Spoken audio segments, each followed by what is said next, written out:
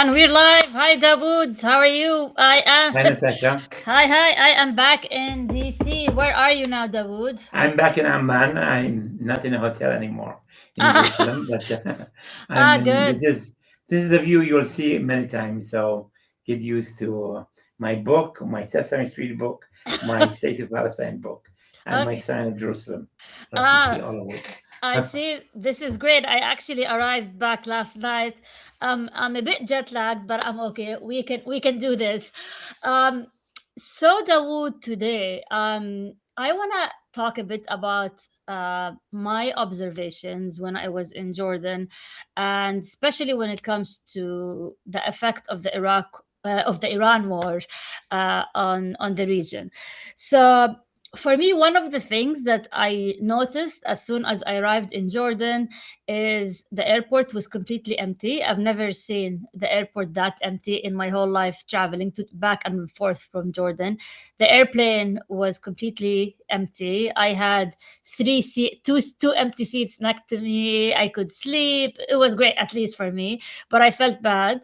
I went to the Dead Sea. There were hardly any tourists. There were no tourists in other places like Madaba or in the capital Amman. Um, and it's really sad for me to see that. And there was a recent article in the New York Times by our co-written by our colleague Rena Swayze, and I'm just gonna read briefly if some of the numbers that she put in the article that about the tourism collapse in Jordan in the historic site of Petra. So it used to be 112,000 visitors between January and February, and now it's 28,000 visitors between March to April, and the hotel occupancy is only 6%. So it's pretty sad to see. I also spoke to a person who owns a factory, and he said the cost of shipping doubled. Some of his products are stuck in the sea. Some of his vendors in the Gulf states they decided not to take any of his products because they're worried they cannot move them. So it's a chaos. So I want to hear from you, Dawood. You came back from Jerusalem. What's the effect of the Iraq war in the West Bank and Jerusalem? Well, I wrote a piece on Substack and also on Arab News. Um, I went to the old city a few times. I went to Ramallah. It took me an hour to get from Jerusalem to Ramallah, which should take 10 minutes, and also returning the same time.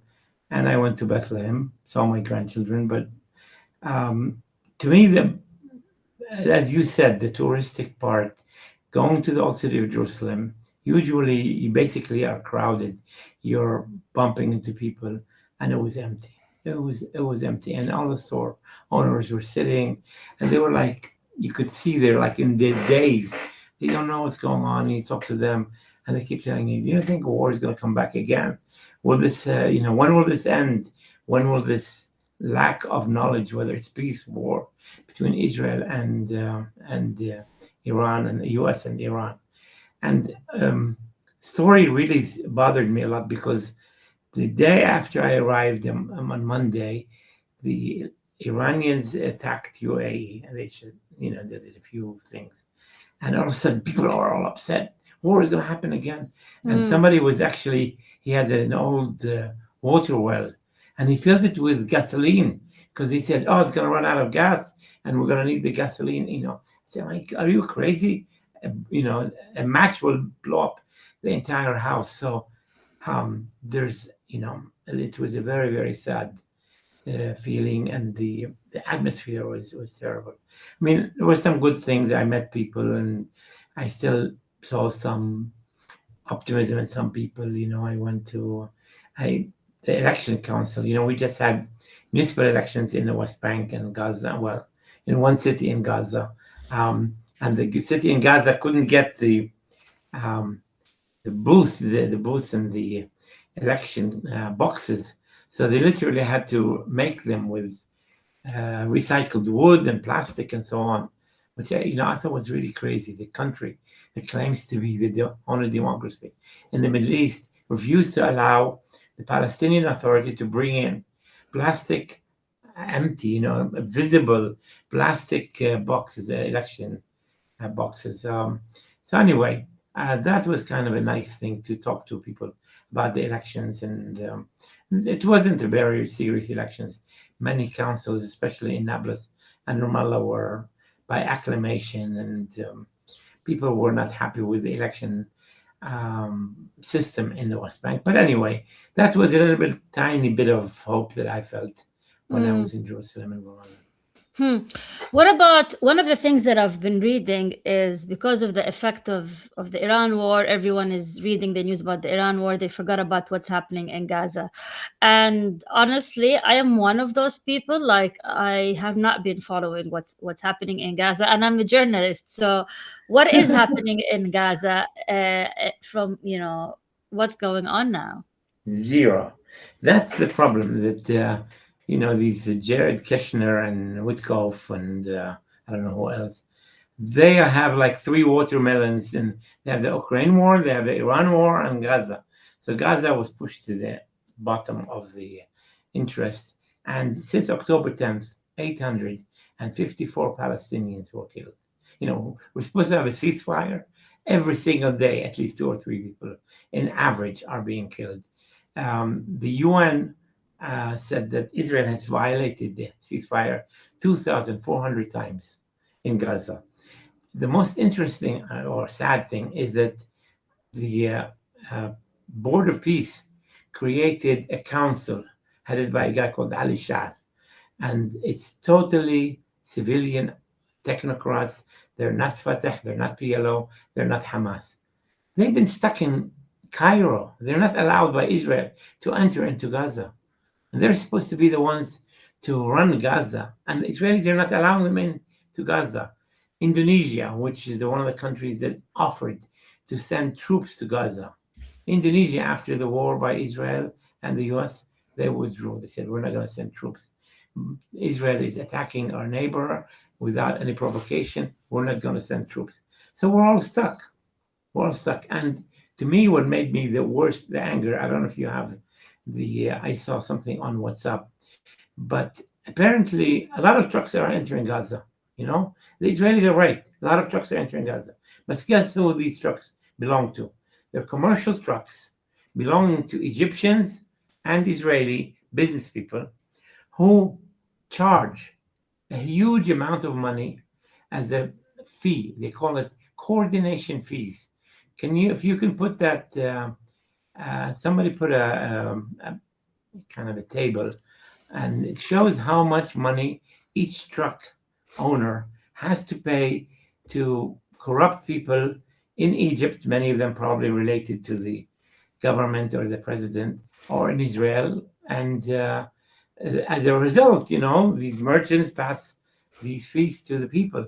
So most people can now get what they want.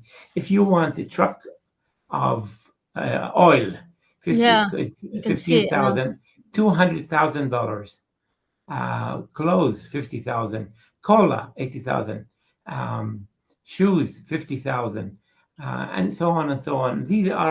They're charging all kinds of prices to get it. So now everything is available in Gaza, but nobody has money because the prices are so high. You think there's inflation in America? The prices went up. Gaza, a carton of eggs costs like $20.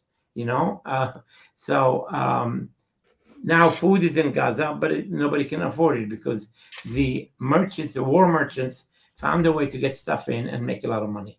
Is it as a result of the increase of the gas prices and the shipping prices, or is it just No, it's because there is a vacuum. Okay, Okay. Israel did not destroy Hamas, but did not replace Hamas. So there is a vacuum, and the vacuum is filled by militias, people with arms, all kinds of groups, and Israel is giving weapons to certain militias, and there's all kinds of gangs now running things in Gaza and charging people money to get food and so on. It's a chaotic situation, and nobody's paying attention to it. So thank you for giving the Gazans a chance to Yeah, tell the world yeah. what's happening. Okay, so one of the things as well I noticed while in Amman is, I took a lot of taxis and Ubers and whatever, and they're very chatty, and journalists know, if you want to know, like, quote unquote, the pulse of the street in the Middle East, talk to the taxi drivers. We go to the barber. I got to the taxi drivers, and somehow we chat, and they know I live in the US, and the first thing they say, when is this guy Trump is gonna leave us alone? When is he gonna leave us alone?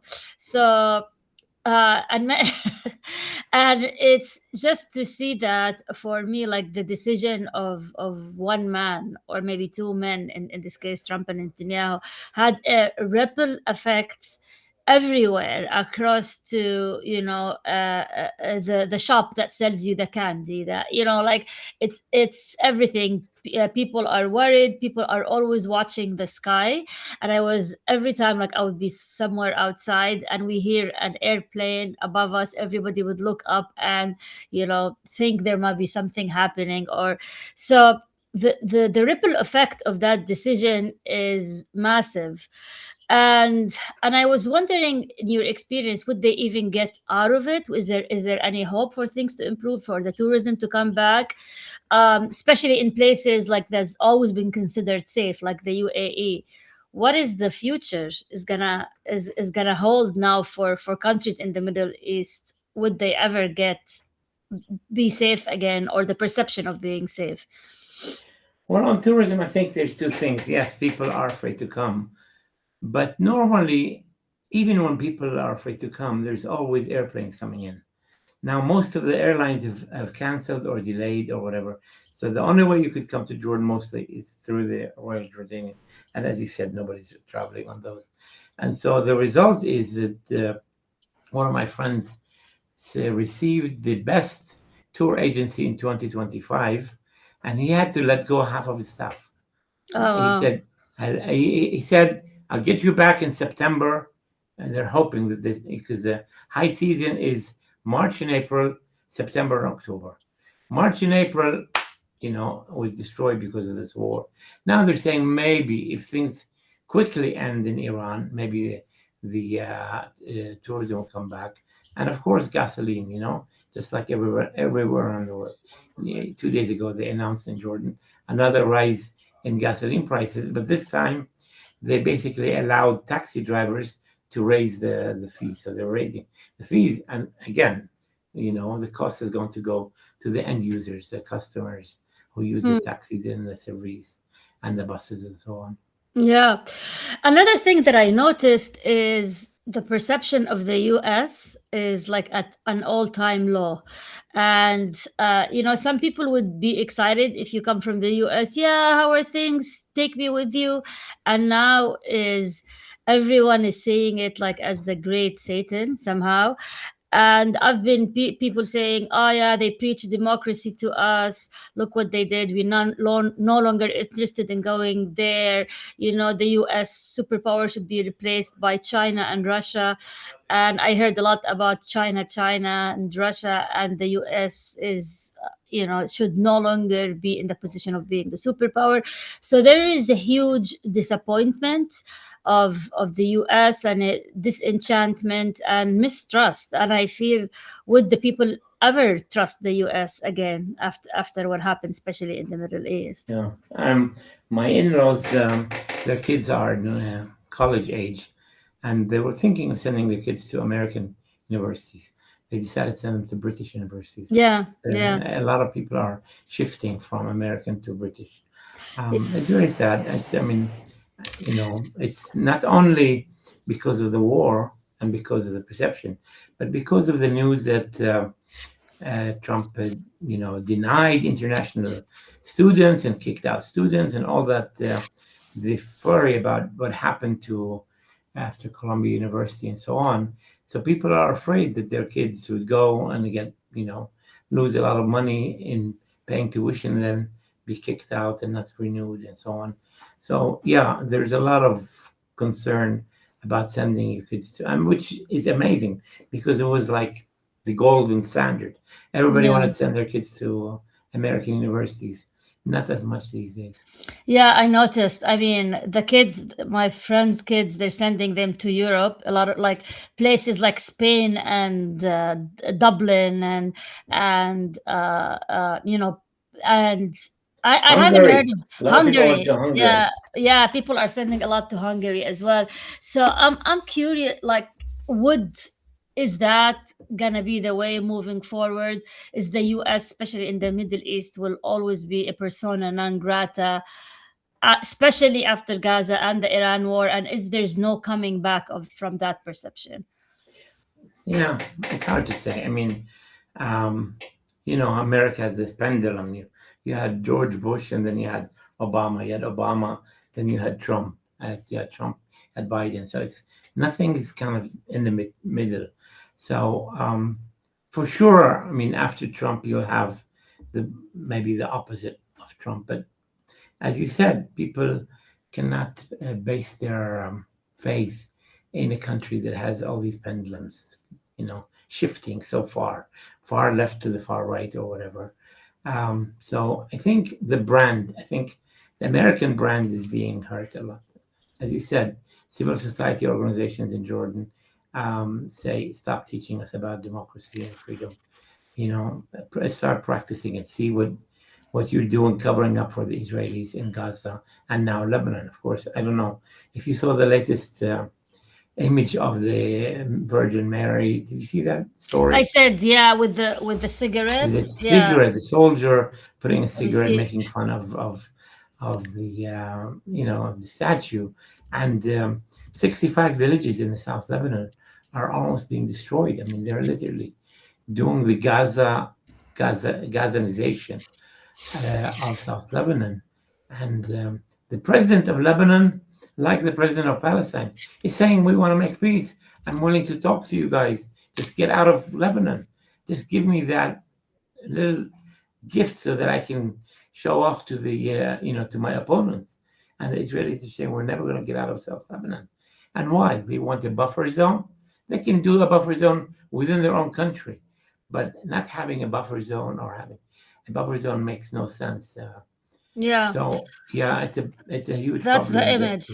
Yeah, that's yeah, the a lot of image. images. Yeah, that's the lot of images, but that's you can see here. That's the image that you were talking about, how he, desecrating the Virgin Mary statue in the south, in one of the villages in the south of Lebanon. And this is we talked about this last week, which is this has been happening a number of attacks on Arab Christians And the in nuns in Jerusalem. Jerusalem and the Yeah, crucifix that you had and so on. So yeah, the situation now, this Israeli creation called the buffer zones, they have yellow lines, and now in Gaza there's orange line. They're extending and they're getting away with it because, as I said, Trump is busy with Ukraine and Iran and his own problems, and nobody else is allowed or is able to do anything about Gaza and Lebanon.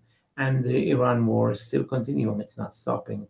I mean, the fighting is stopped, but the absence of an agreement keeps everybody on their toes. Nobody correct, believes correct. it.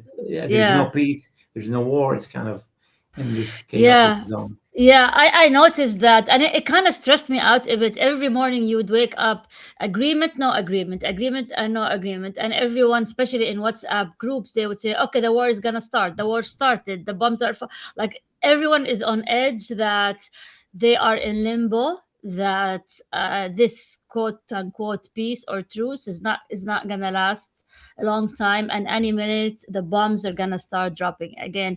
So this kind of status of constant anxiety is everywhere. You feel it. Everyone is waiting for the other shoe to drop, which takes me to the issue of how is the Arab media covering it? Are they ignoring Gaza? Because I follow the Western media. There's still a bit of coverage on Gaza, but it's definitely declined dramatically now with what's happening in Iran. But is the Arab media still talking about what's happening in Gaza, or are they just focused on Iran? How are they covering the whole perception? I think, yeah. I mean, first, certainly Iran has taken the oxygen the media oxygen out of the Gaza situation. The two issues that are still high up in the Arab media is Lebanon, and the situation in Lebanon is really, really bad. And of course, the stations in their own countries, Al Jazeera, Qatar, and Al Arabiya, Saudi Arabia, and Emirates, and so on. So, yes, I think if I would put the top issues now is Lebanon.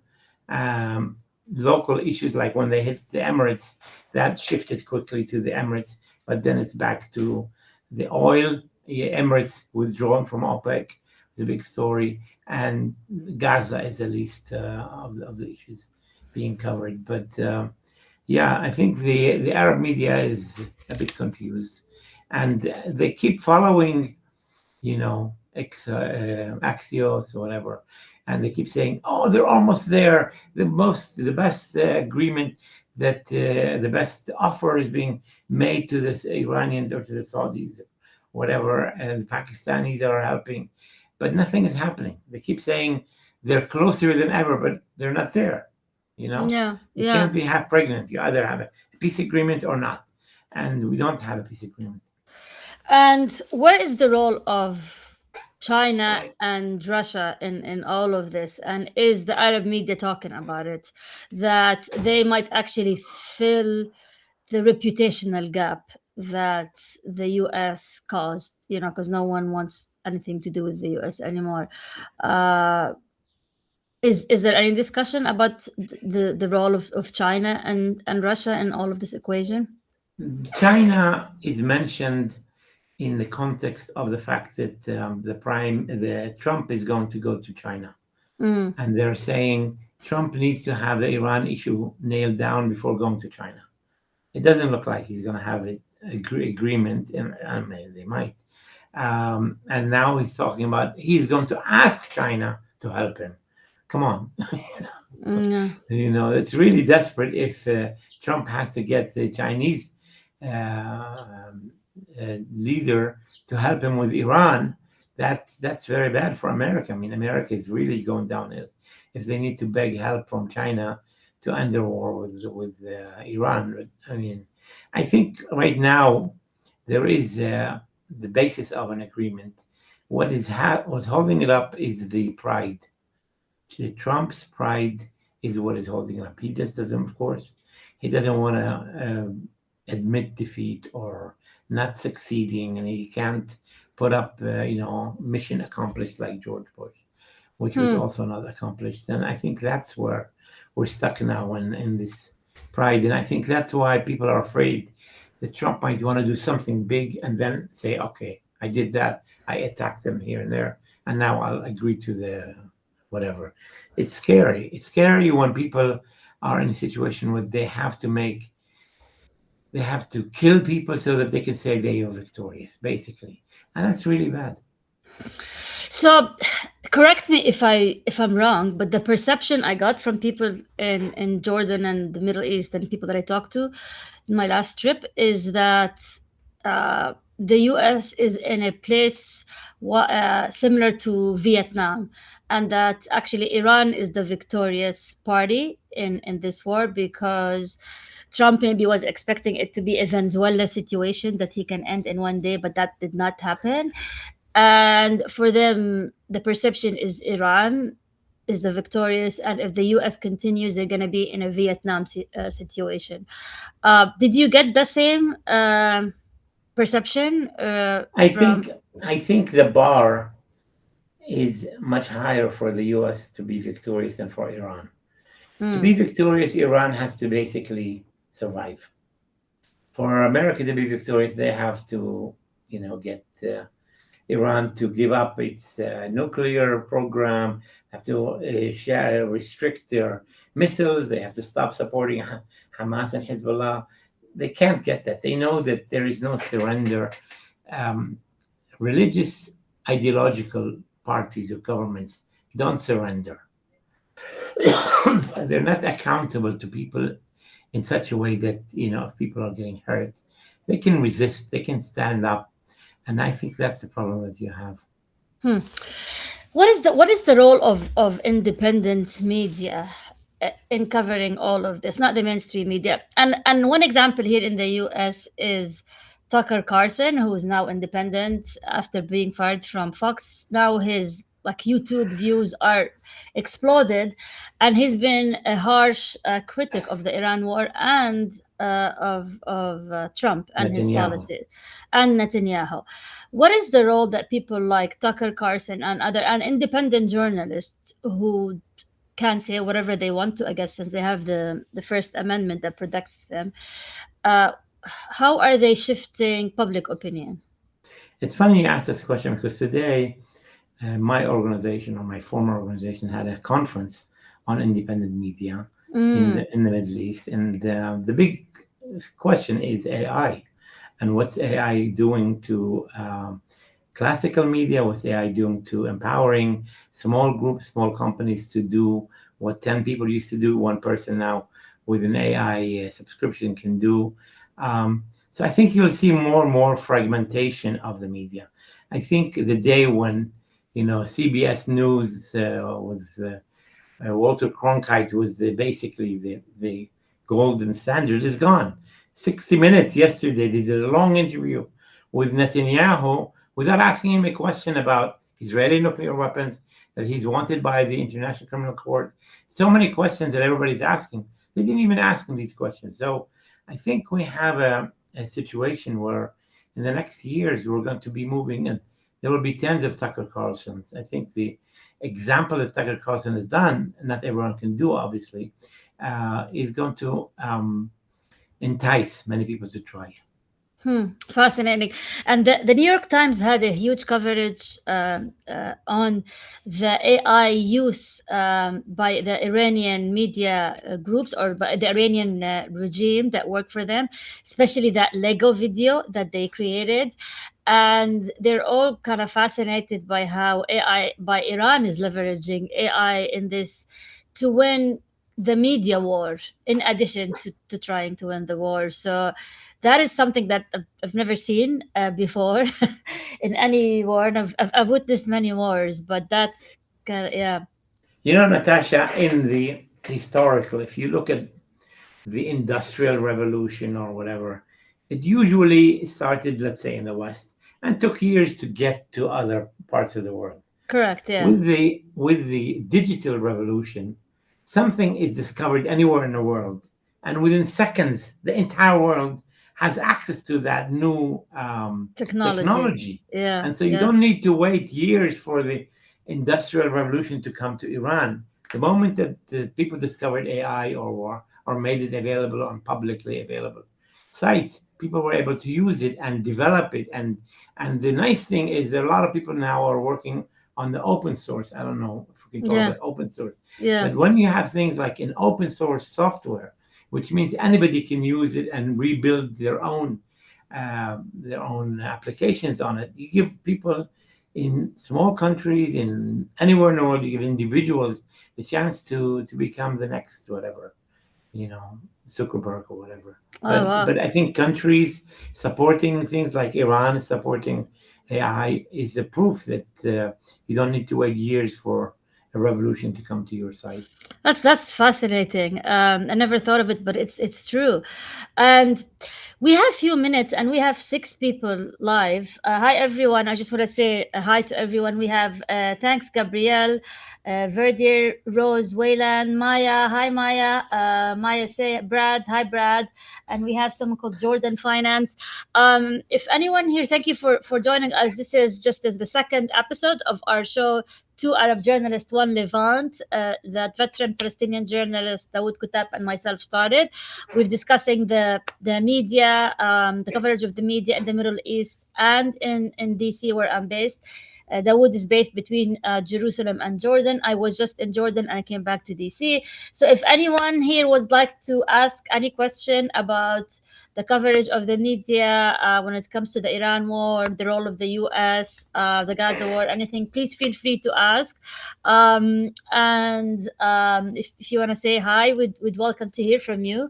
And Dawood, any last comments, any last thoughts on the coverage of the Iran war, the effect of the Iran war in the Middle East, and if there's any hope at the end You of don't want to talk about the pandemic. World Cup. You don't want to talk about the Champions League. You want to talk about Oh, the that maybe. weather in Jordan is getting really nice and Yeah. warm. Yeah, the World Cup. The World Cup is a big deal. I actually just bought shirts for all my family with Oh, the okay. jersey, with the So Jordan Jordan jersey. is playing June what 18th? San Yeah, Francisco, they're gonna play Algeria, Algeria Austria, and Argentina. I'm gonna throw a party here at my house for the to watch Argentinian the game.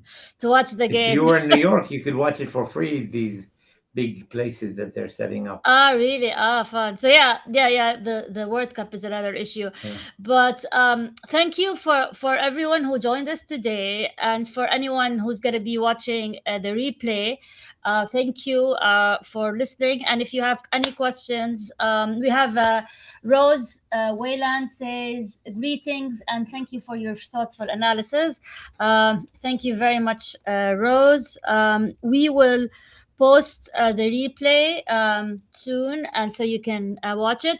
And if anyone has any suggestions as well for our next show, we'd love to hear it from you. And until we meet again, thank you very much, Dawood. Salamat. Bye Thank bye. you. Take care. See you. Bye bye, everyone. Bye.